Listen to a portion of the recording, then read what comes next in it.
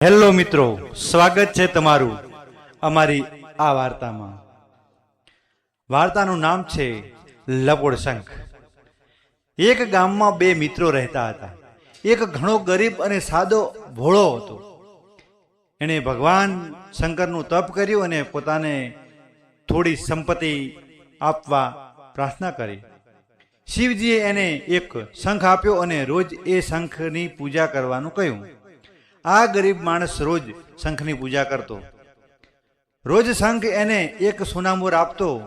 આ રીતે રોજ એક સોનામોહર મળતી હોવાથી એ ઘણો ધનિક બની ગયો. આ મિત્રએ એને આમ એકદમ ધનિક બનતો જોઈ એનું રહસ્ય પૂછ્યું. ભોળા મિત્રે એને બધું કહી દીધું. એનો આ મિત્ર લોભી હતો. એણે શિવજીનો શંખ પડાવી લેવાનું નક્કી કર્યું. એણે શિવજીના શંખ જેવો દેખાતો એક બીજો શંખ મેળવી લીધો. એક રાત એ મિત્રના ઘરે રહ્યો અને શિવજીના શંખની સાથે પોતાનો શંખ અદલા બદલી કરી નાખ્યો. બીજે દિવસે ભોળા મિત્ર એ શંખની પૂજા કરી ત્યારે શંખે કશું આપ્યું નહીં. એણે શિવજીને પ્રાર્થના કરી અને પૂછ્યું કે એની સાથે આવું કેમ બન્યું. શિવજી એને બીજો શંખ આપ્યો અને કહ્યું કે આ શંખ એની પાસેથી વસ્તુએ બમણી કરી આપશે.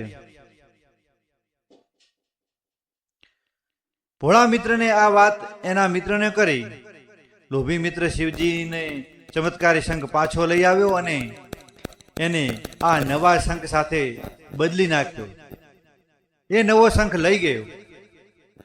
લોભી મિત્ર નવા શંખની પૂજા કરી અને પોતાની સંપત્તિ બમણી કરી આપવા કહ્યું, પરંતુ એને કશું ન મળ્યું. આપણા ભોળા મિત્રને શિવજી તો મૂળ શંખ ચમત્કાર શંખ પાછો મળી ગયો હતો. એટલે એણે એ શંખની પૂજા કરી ત્યારે એને એક સોનામોહર મળવા લાગી.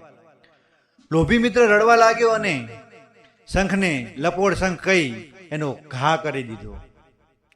મિત્રો, આ અમારી નાનકડી વાર્તા તમને કેવી લાગી એક કોમેન્ટમાં જરૂરથી કહેજો. વાર્તાને લાઈક કરજો, તમારા મિત્રોને શેર કરજો અને સબસ્ક્રાઈબ કરજો અમારી આ યુટ્યુબ ચેનલને.